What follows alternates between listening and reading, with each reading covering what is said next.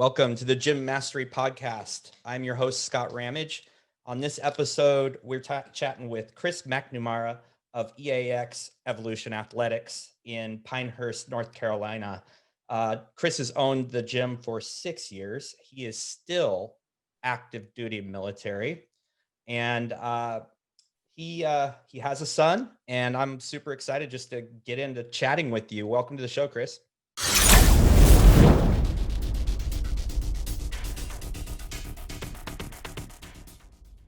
Yeah, thanks for having me. I'm stoked too.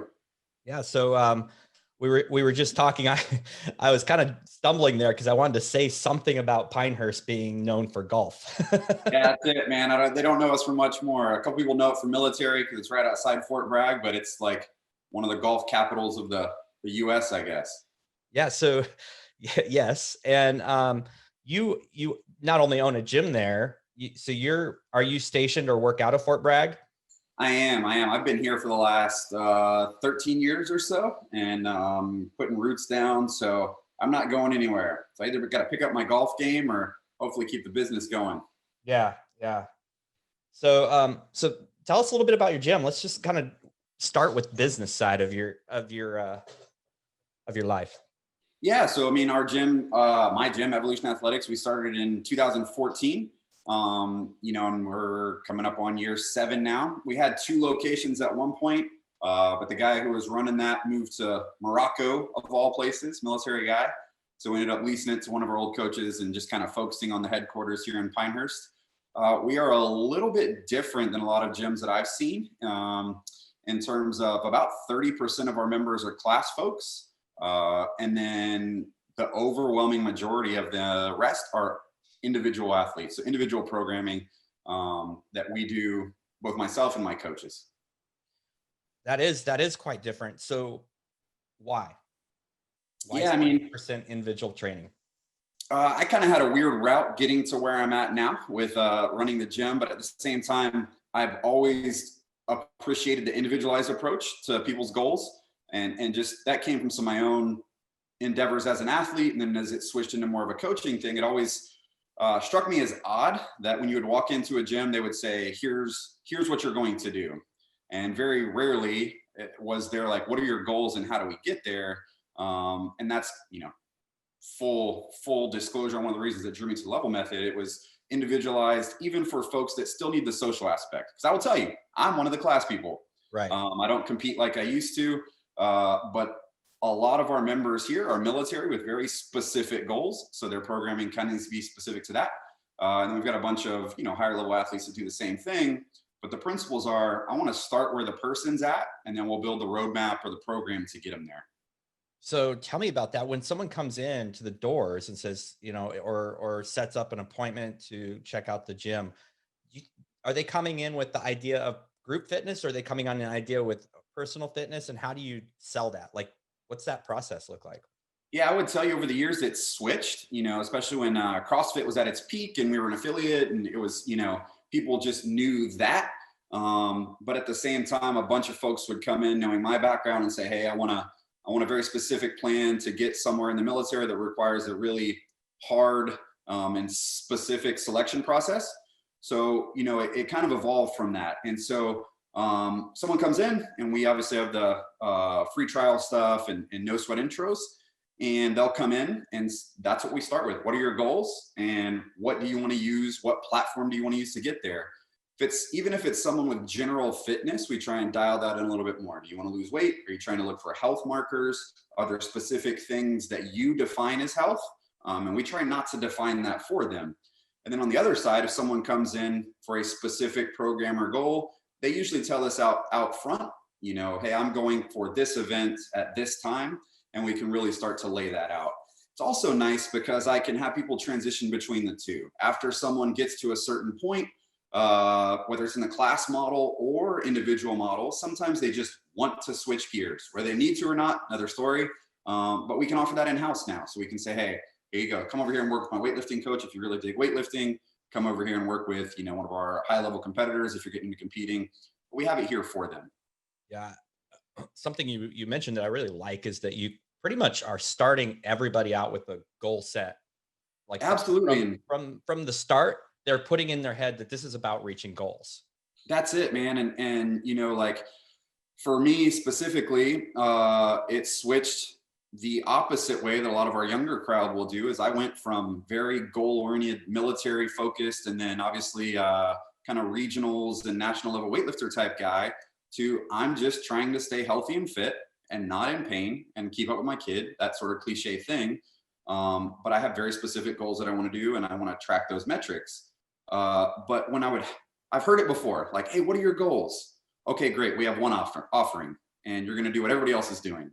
And it's like, hey, going to the doctor, asking for allergy medicine, and you don't like the one he has, but he's like, here you go. So we wanted to have more options and more offerings and really tailor it to the person. But it feeds perfectly into what we can do with the level method, our individual assessment program, because we say, okay, what are your goals? And we actually make the assessment individualized. We don't have the same blanket one for everybody because their goals drive the assessment process. Wow, that's really cool. So it's pretty much a high level delivery right from the beginning. Yeah, we try. Do you feel like you lose people? I mean, are your prices a little higher? Do you feel like you lose people because of that? And is that good? Yeah, we absolutely are. And I know that. And we've had some folks come in and there's a sticker shock to it. And even with our classes, because, they don't know any better without explanation, but they see some other folks down the road with lower prices and thinking it's the same thing. And we try and let them, see what it's all about and stuff, but, openly, it's not a good fit for everyone. Right. But I don't necessarily lose a lot of sleep over that, because we can have a higher focus on the people within our walls. And so that's been pretty good. And for our coaches, the same thing. That's not death by volume and churn. They're really allowed to and encouraged to build a team dynamic with their individual athletes. And it's, it's a pretty interesting thing to watch in our classes. We'll have our classes going on. We keep them small just to make sure we're providing high quality coaching anyway. But then a bunch of our individual athletes are running around cheering on the class members. And when some of our weightlifters are competing remotely or digitally right now, the class hangs out and does it all with them. And there's a lot of crosstalk, and we try and create that environment that is, if everyone is focused on getting better, doesn't matter what you're doing, it's supportive. And the only one they're competing against is themselves. So you've kind of got the best of both worlds then, because you have the community aspect, even with the personal training and the individual programs. Yeah, it feels like that. I'm 100% biased, but it does feel like that. And so, to go back, Scott, the name of my business, Evolution Athletics, was driven by the fact that everybody was so tied to marketing, like how they could market themselves to be different. The whole purpose of naming my business Evolution Athletics was like, hey, let's evolve past the marketing and find what's better for our people. And a lot of our community has latched onto that. And we're, it's interesting. And even during COVID times, we're at all-time high of clients and revenue and everything else right now. And to the point we're having a waiting list. We just can't keep up with some of the demand. So it's a good thing for now, and knock on wood, it'll keep going. Yeah, I think you kind of just went full circle without knowing it.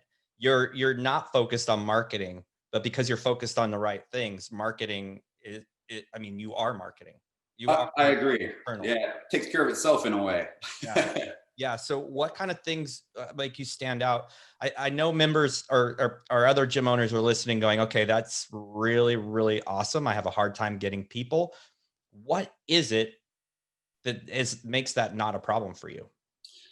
I would have to say it's a little bit of nature, a little bit of nurture. So we are in a kind of smaller area, the demographics a little bit older, a little bit higher, average income and things. And so we can get away with that, admittedly. Like, it won't work everywhere else. But I also know what our other competitors in town offer and the other gyms, and it's community, and it's, a good time while you work out and general fitness and stuff. And so I don't try and beat them at their own game. And I honestly will refer people their way because they do amazing things. Because when people see some of the sticker shock, and when they see the I guess you could say the request we have for them as our athletes, as far as accountability and following through what they do, because our coaches are putting a lot of time and energy into it. It's a little bit more than just show up and work out. And so when we do that, one, word of mouth spreads, and then two, results are king. I don't care what you're doing. So we just tell our people stories. And so when we have people achieving success, it speaks for itself. And that's that's like a lot of the time what's driving us right now is the success our people are having on the military side. And then some of the competitive side, and our gym members just love to be around it because it's infectious.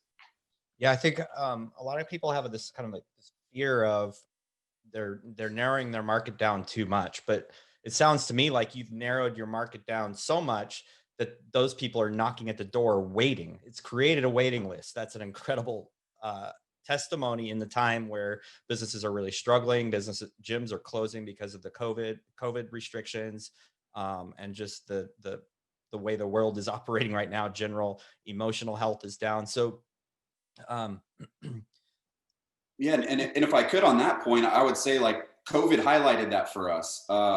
The fact that we were from day one with the majority of our athletes being individual and on a platform called True Coach, even if they're in the gym working with me, they're looking at their phone for True Coach. And so because the overwhelming majority of my population is military and travel a lot, it's always been that way.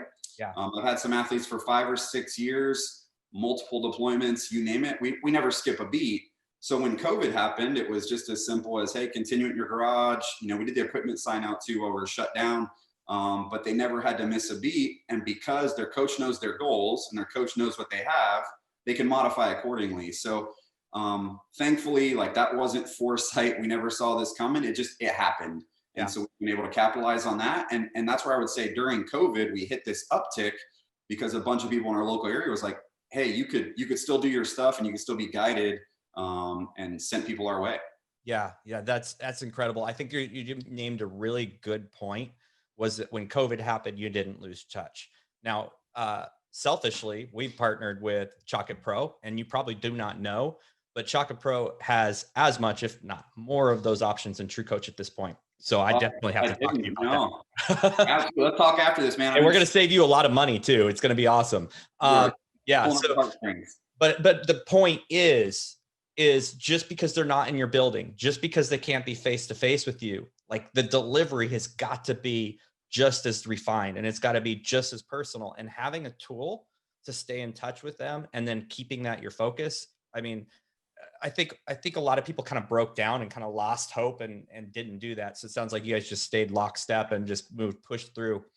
How did you work with your coaches through all that transition, and how many coaches do you have?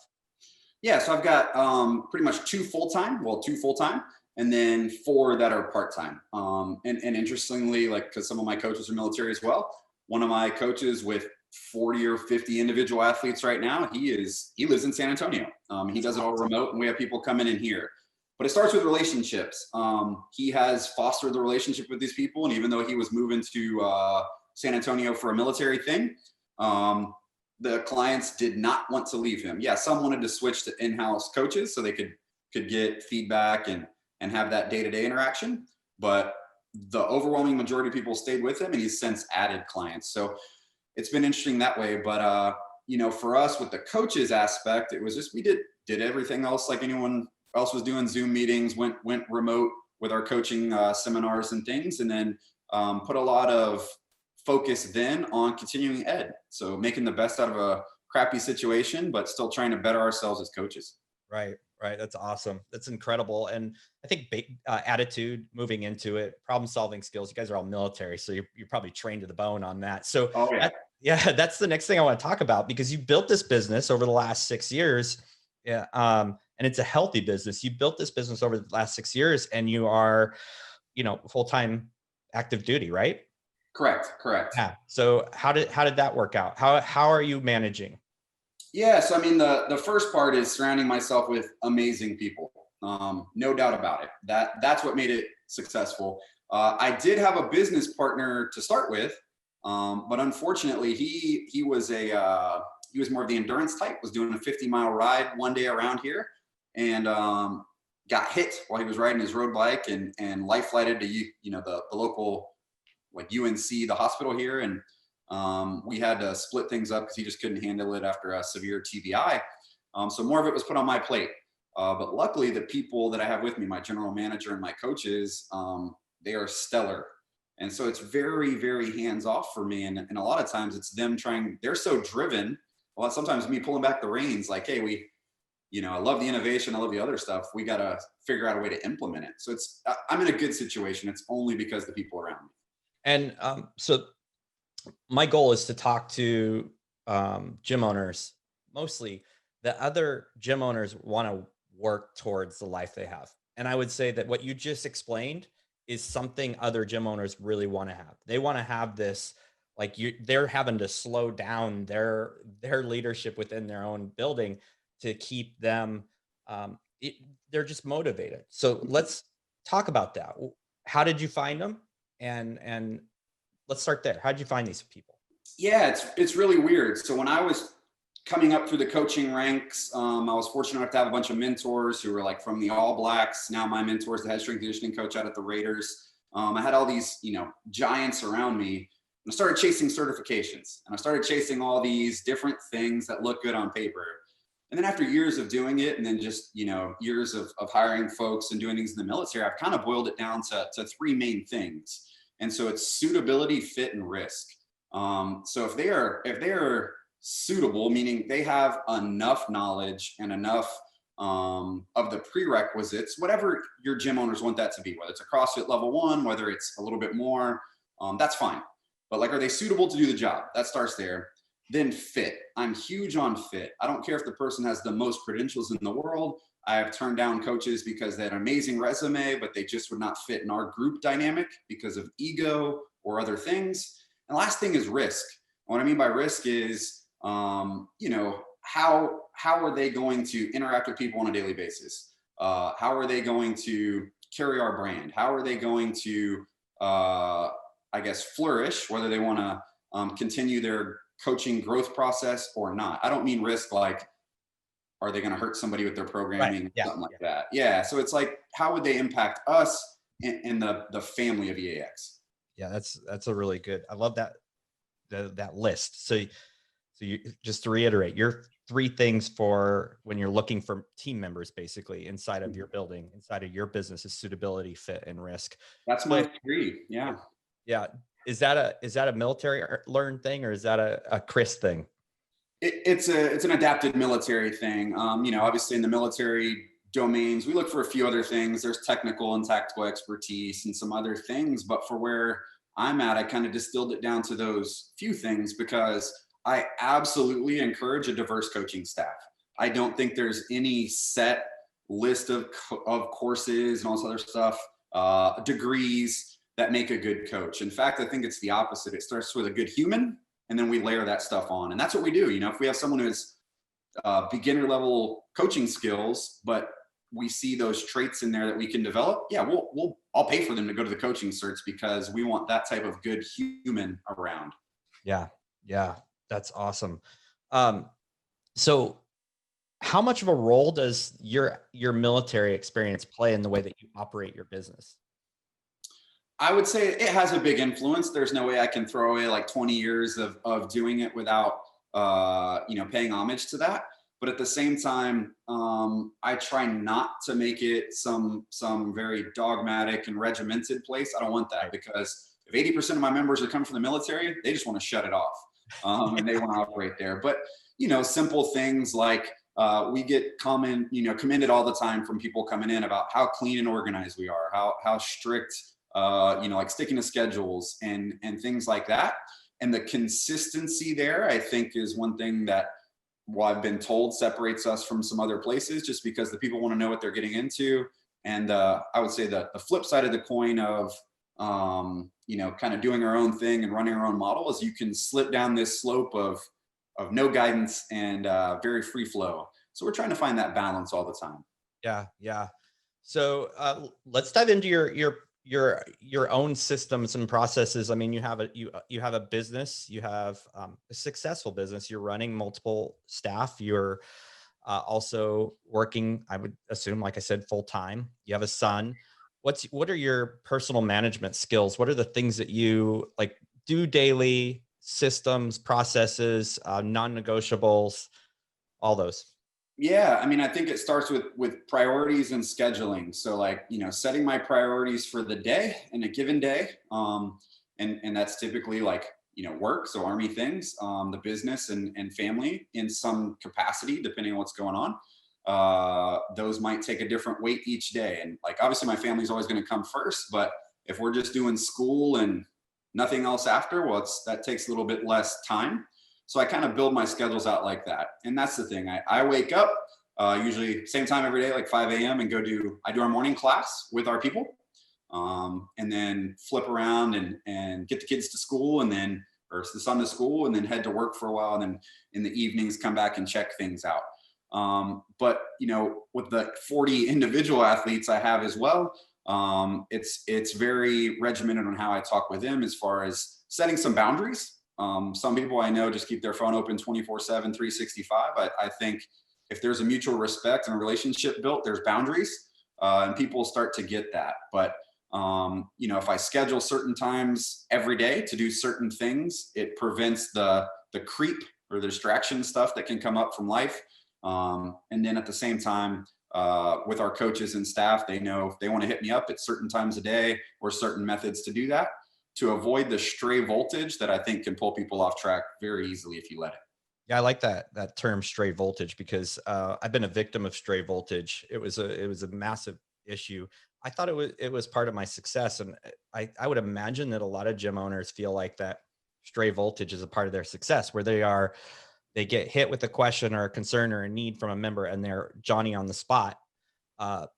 Over time, that erodes your personal ability to have a good time with your family, your personal ability to grow, all these other things. So I think it's extremely great to hear it from somebody who has success, who has a waiting list. If you have a waiting list, you're in a good place, right? That building in a system of when and why you're going to respond. So on that note, what do you do to keep yourself sharp outside of all of these other things that you already got going on? Yeah, I mean, I think part of the mantra of what we do around here is get better every day, some way, spiritually, mentally, physically, emotionally, whatever you want to focus on at the time. And I try to embody that. One is representation for my people, and two, I don't sit still well. And so I like to be focused on getting better at something, whether it's learning, and that's big for me at this point in life. I realize now how much I don't know. So I'm on a big learning kick. So it's either a podcast or an audiobook every single day, multiple times a day. And then picking short-term goals or sprints that I can kind of focus on. It used to be from an athletic endeavor when I was competing, certain PR metrics or whatever. Nowadays, it's like how many books I can read, other things that I can do in the short term. But I would say the follow-up from that is like how you implement it. I don't want to be one of those people who just continually learns and never implements. And so quarterly, I try and focus on a new thing or a new implementation piece and get that up and running, and then add on instead of just doing a bunch of things at a mediocre level.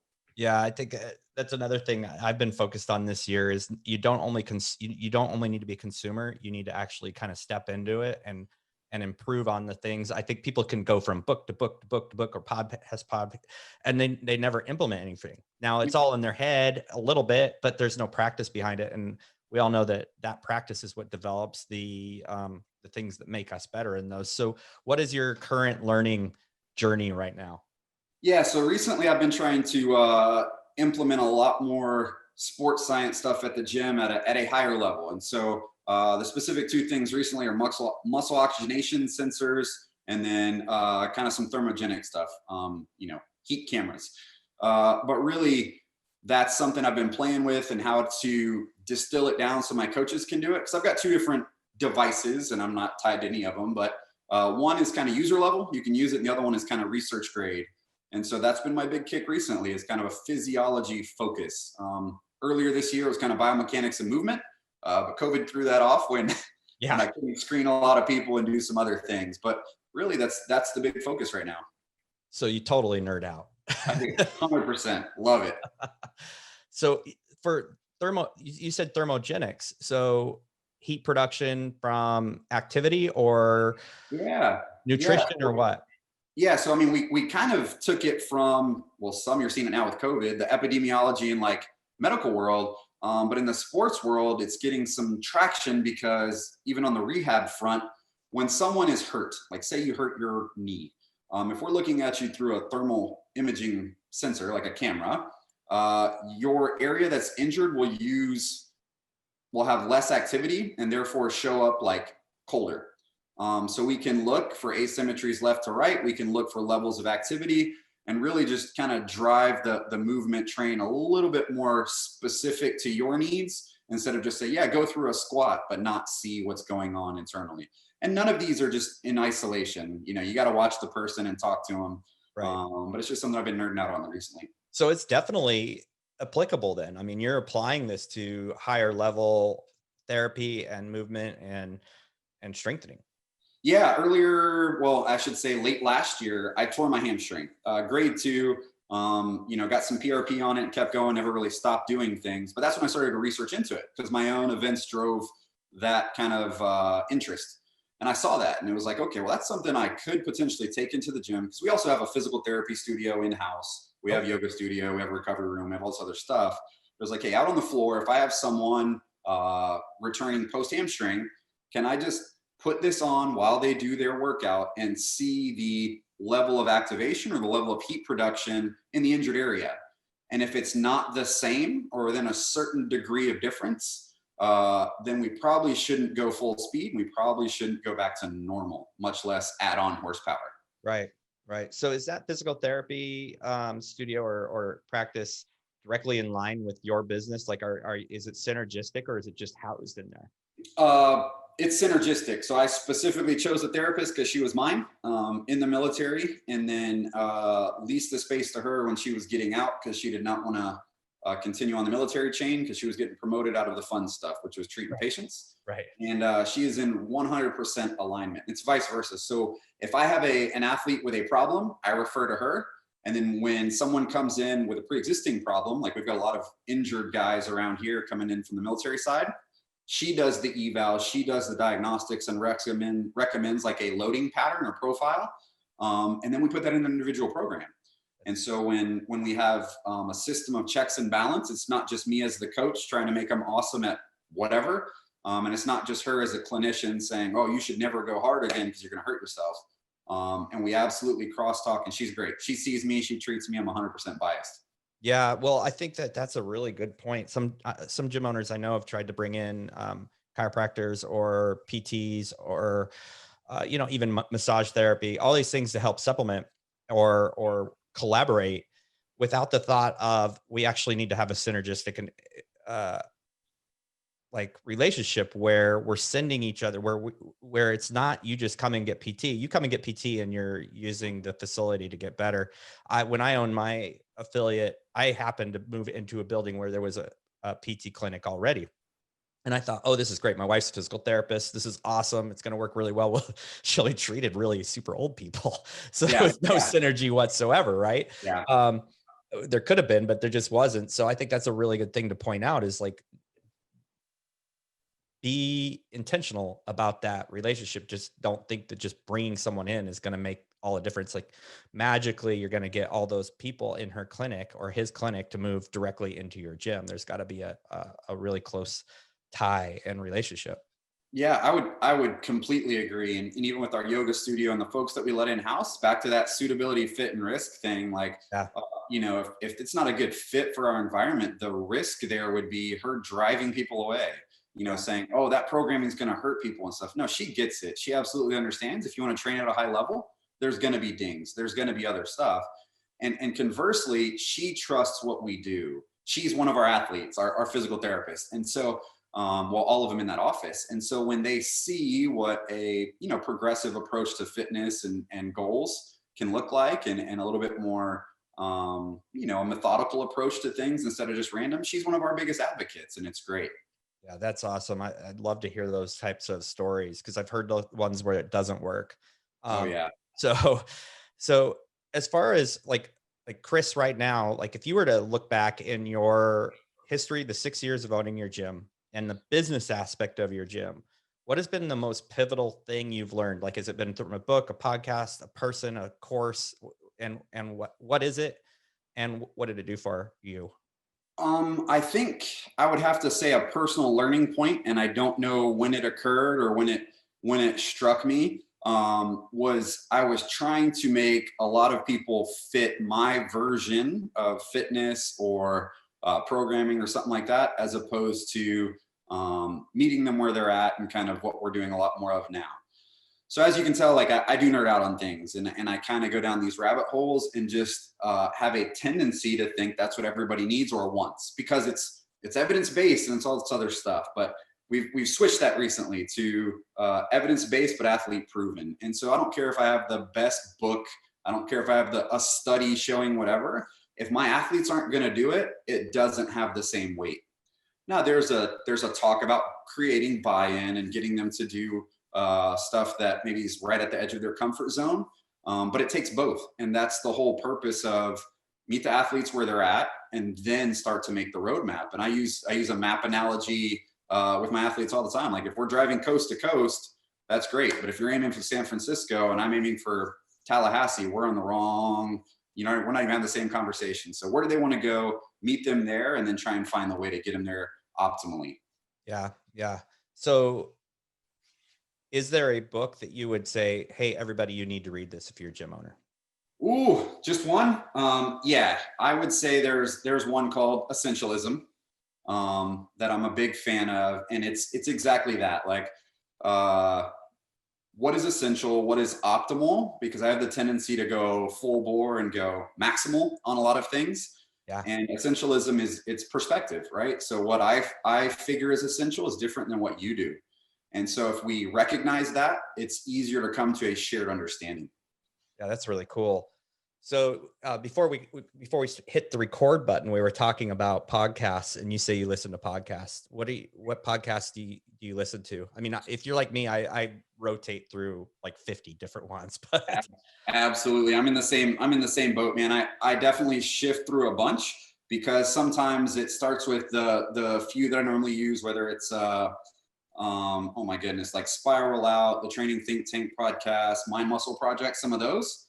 And a lot of times they'll drop podcasts or books that they've heard that's completely off spectrum. And I love that because I try and diversify so much. And so, recently it's been one called, I listen to every podcast in their series in about a week period called Mission Critical Training Institute. And it's about these mission critical teams.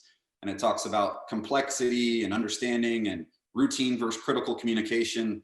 And a lot of it had, they take it from like trauma teams and trauma surgeons to military to pilots on how they get stuff done. And it was interesting to me. Some of it applies to coaching and humans too. Cueing, dialogue, all these other things. So it's pretty powerful, but yeah, I can't pick just one. Yeah, that sounds pretty high level. That sounds pretty cool. It's fun. Yeah. Yeah. Did you take anything and apply it from that? Or are you just kind of generalization kind of going through it? 100% did. On one of the episodes in there, he talks about a trauma team has a very high rate of burnout and team split almost of any other sector in the world.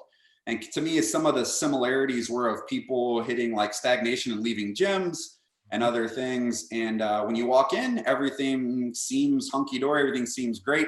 But you don't perceive the undertones of when just, subconsciously the conversation switches from routine to critical and back and forth. And some of those just ways to communicate more effectively during those times. So when I'm having a conversation with you and I before class, it's great. But when you're trying to do something on a deadlift or something else, I need to be very precise with what I'm saying so you don't blow your back out. And then just, dialogue anyway to build team cohesion when the setting is complex. There's a lot of variables that make independent changes on the whole outcome. And to me, that applied a lot to programming. Oh, that's really good. So, you're just a student. You're taking in all these new things and continually refining and changing the way that you do things, or improving. Probably not changing, but improving. So, what's your goal when you retire from the military and you're no longer an active military? What does life for Chris look like at that point? Still don't know if I can sit still well, especially because that's like on the very short horizon now with my retirement kind of pending. But really, there's a couple different options. One, I'd love to sit and do a lot more in the gym, day-to-day type things. But I do have a couple of offers and a couple of projects that I'd like to work on within the military and kind of the human performance research and development space. So there's some things there that I'd really like to get into, and I probably will, but I'm definitely not giving up the gym, keeping the business going, and maybe expand some things there as well. Yeah. Yeah. So what's your ultimate vision? I mean, what's your driving force for having a gym? I mean, obviously you're a nerd when it comes to biomechanics and getting Yeah. people better and all these other things, but what's the big picture driving Yeah, force? man, it was my own experience. So I joined because of 9/11, but was en route to med school at University of Texas. So 9/11 happened. I was like, hey, I'm going to join the military. So I don't want to go do this school stuff. I'll be done in like 2 years when the war is over and have some good stories, get my college paid for. Yeah, almost 20 years now, Yeah. still in, but went medical the whole time, just in the special operations community. And med school was always the goal. But then in 2006, I got diagnosed with cancer. And so in that process, I just fell in love with making humans better, but upstream. So I think a lot of the healthcare system in the US is focused on sick care. And I think, Right.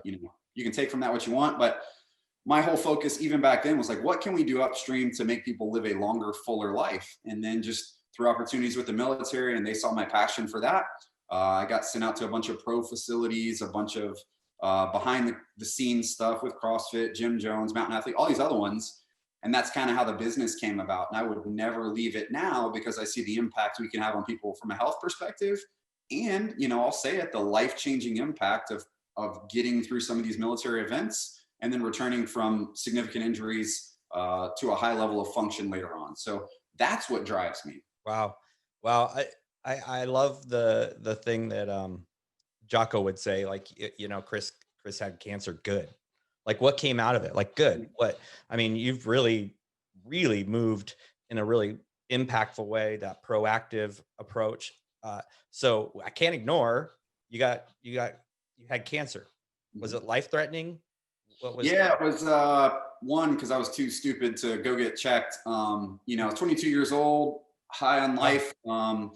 Was on a deployment, so they were about 90 to 110 days at the time, and it was the height of the war, right? So it was like 2006-ish. We were doing like Baghdad, Fallujah, Ramadi stuff, all the action. yeah. And I didn't want to tell anybody. So I went about 3.5 months without telling anyone, even though I knew I had some stuff. And I had testicular cancer. Same stuff Lance Armstrong had. I just luckily did get it diagnosed much earlier.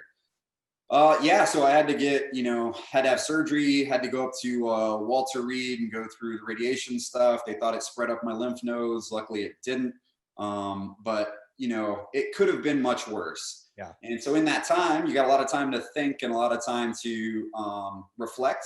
And that's what kind of hit me when it hit me was like, hey, I can do a lot of good doing a lot of stuff that's pre-hospital. And I can do a lot of stuff that not necessarily solving cancer. I'm never going to be that type of person. But what can I do to make people healthier and more resilient and robust upstream? So when they get sick, it's not as bad. And that's what the doctors were telling me the whole time. They're saying, hey, you're super healthy. This saved you. You're super healthy.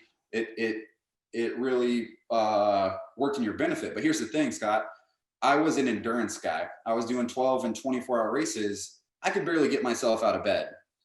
And so I was like, something is wrong with my fitness. If they're telling me I'm super fit and I can, run this time and for this distance, but I have problems with strength. And that's when I got a little bit more into CrossFit's arena. Mhm. And so it really shifted my mindset there as well. Like holistic fitness is different than my version of fitness. Yeah. Yeah. Well, I think that's an incredible way to take something that is, could be destructive in your life. I've seen a lot of people who have battled and lived through cancer be kind of make it a part of their own identity. It's always been interesting. My dad had cancer around the same time, and it was very life threatening. And he's never been involved in anything cancer since. Like he's like, it's not who I am. Like it's something I had. It's not who I am. Have you battled that? Have you ever felt like been on that cancer bandwagon where you're like what was your response I to all that? Yeah, I completely agree with your dad. Like, I never wanted to make it my identity and about me. We will host cancer things, and I'm Right. hosting a blood drive at my gym next week to give back on that front, and I'll do a lot with it. But I remember specifically sitting in some of the recovery wards and watching all these kids with cancer. And they were doing a study on them having watch cartoons about white blood cells and seeing what it did. I remember seeing all this other stuff, and I'm like, man, those are the troopers. I'm not going to make this about me, no matter what the outcome is. But how can I help people? That was the big goal. If I can help people, cancer irrelevant, diabetes, all these other things, like that's what I want to do. But I don't try and push that, because I know there's a lot more problems out there than just cancer. So I try and do broad spectrum.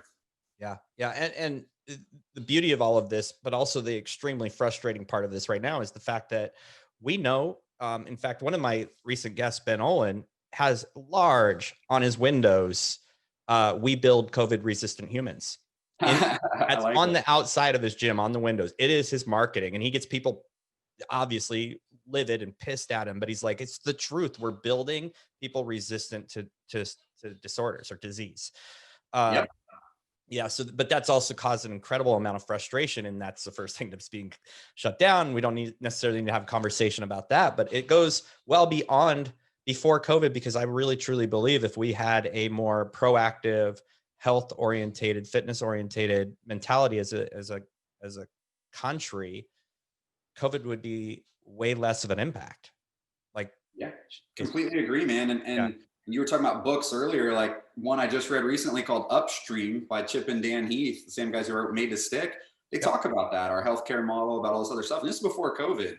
But we're doing that, but it's hard to quantify that. And it's hard to show that, as opposed to, well, we spend this many dollars on healthcare and insurance. Well, yeah, what's the cost we reactive will help? Yeah, exactly. Yeah.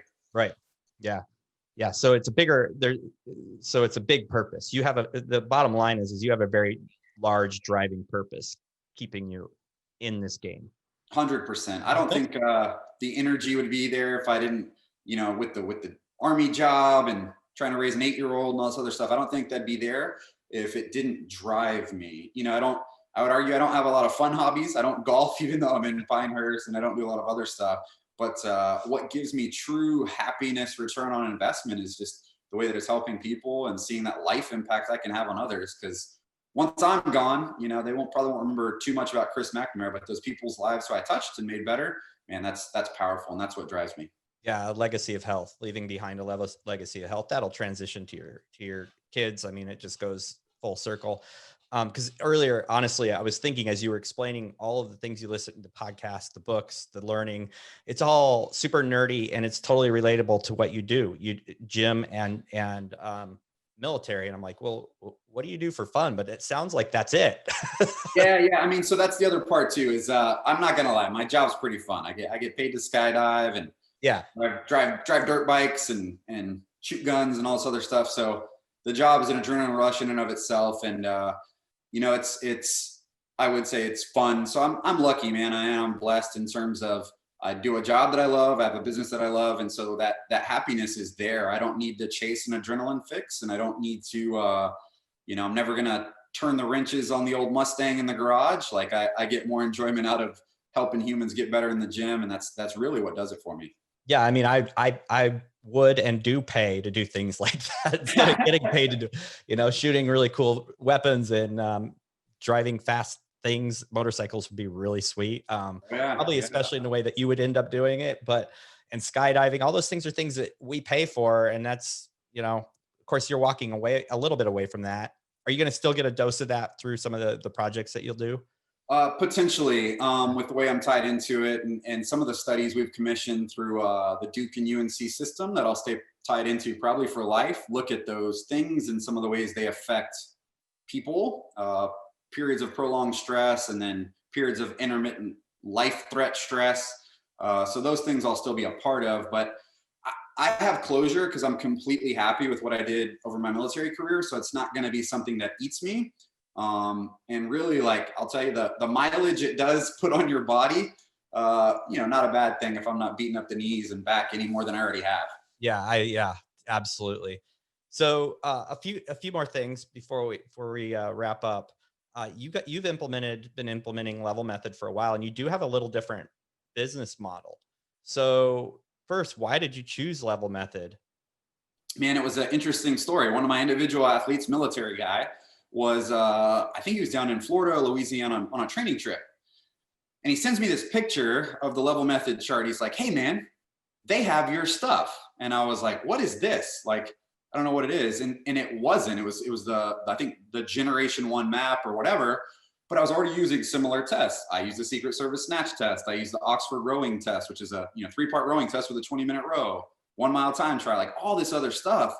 And and then the modified functional movement screen. And so he, not knowing, was like, it's the same thing. And he thought it was the other way around. And I was like, no, this is way better than I could ever do it myself, and much more like properly packaged, I would say.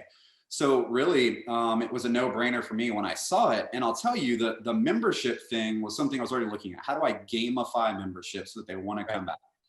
How do I give them levels as we do now? But I was looking at belts, like WWE belts. So when someone would PR, that the women would hold the female one, the guys would hold the other one. So I was playing this whole game, but the level method really appealed to me for my coaches.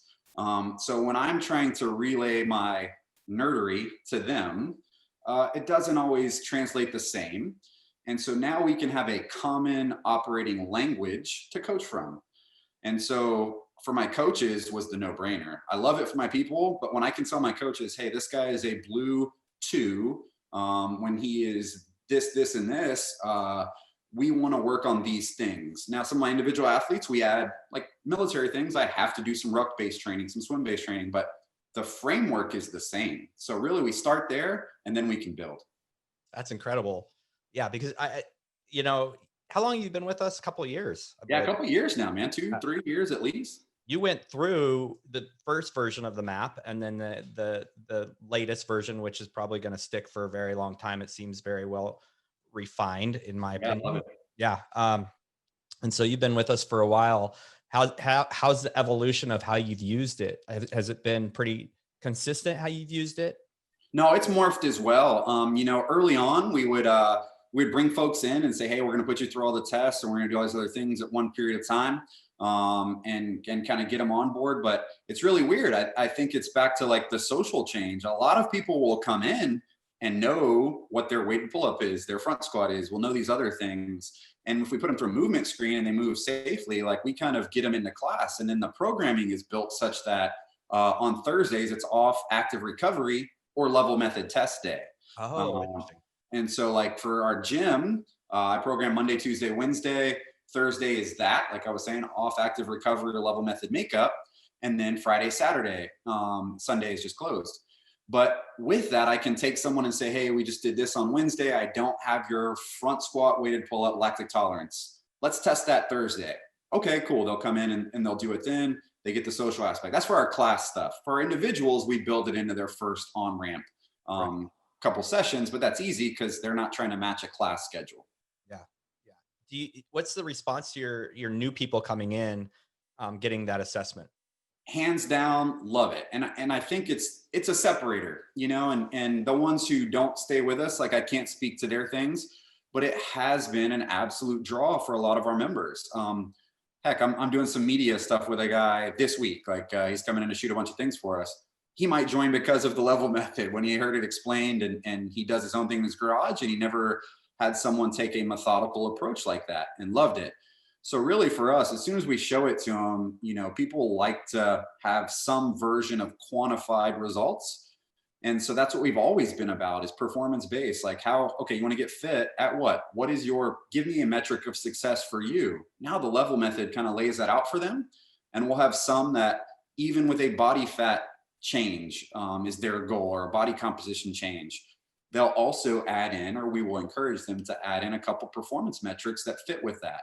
So they have like cross validation. Yeah, you lost weight, great, and you're more fit. And then that psychological piece, it compounds. Yeah. Well, you've added some two different types of objective data that you're matching. I'm sure you do a lot more because you're so sciencey, but Yeah, it just makes sense for for the things that you love, Level Method makes sense. It clicks while you're doing it. Mhm. But I love the story about how you found it with a coach visiting somewhere else. That's not the first time I've heard that story, and it's always Florida. These Florida gyms have a lot of power. No wonder, man. It was somewhere southeast. I'm trying to remember, and he was telling me, I was like, no, that's way better. I got to get on board with that. So I set up a call like that day. That's awesome. That's awesome.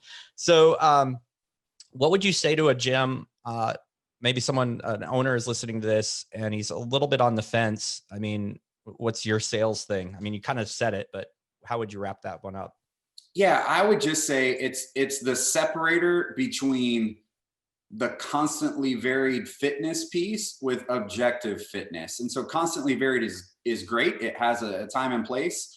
But I think with the internet of everything and apps for everything now, when we can quantify things for people more, it just gives that sticking points that a lot of people, myself included, used to leave gyms for, because after a little while it stagnates and there's nothing left. You've capped out.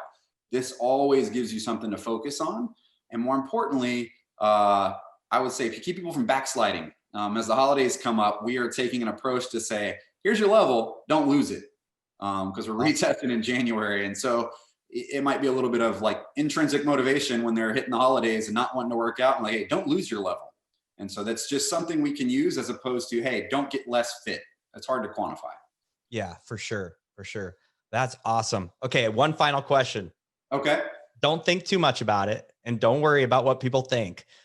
What is your one greatest superpower? Oh, man. I love asking this question. Oh, that's a tough one. Yeah. I would say my greatest superpower would probably be my ability to laugh about anything. There you go. In certain situations in life where it's literally life-threatening and everything else, my ability to laugh about the situation, take a deep breath, and reorient on what is purposeful has been, it's got me through a lot. Yeah. And that's whether that's, like you were saying earlier, members hitting you with the stray voltage stuff or other things. And back to what I was getting about with critical versus routine communication. Sometimes it's good to just have a laugh, reorient it, and get back to what is truly important, as opposed to just letting it consume me for no reason. And there's a time and place to be serious. I get that. But when you can take a laugh at yourself included and what you're doing, I think that's powerful. Yeah, that's awesome, man. Well, thank you so much for the time. Really appreciate it. It's really fun to get an insight into somebody who, is a little more into the elite. You're into elite fitness and elite forces. So that's kind of, yeah, that's kind of fun. I think that's a superpower in itself. So thanks a lot, man. Really appreciate your time. Thanks for having me.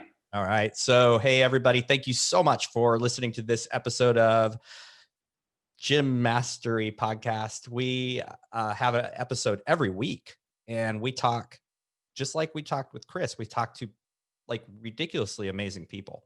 So check it out. Hit that subscribe button. Give us a really quick review, good, bad, or indifferent. I want it all. Well, never mind. I don't want bad. I just want good. So give me a good review. And if you're not a part of the Level Method, check us out. Man, you are missing out on all these things that Chris and all of our members or our guests so far have talked about. There is a lot of value in Level Method. Again, thank you for being a listener and have an amazing week.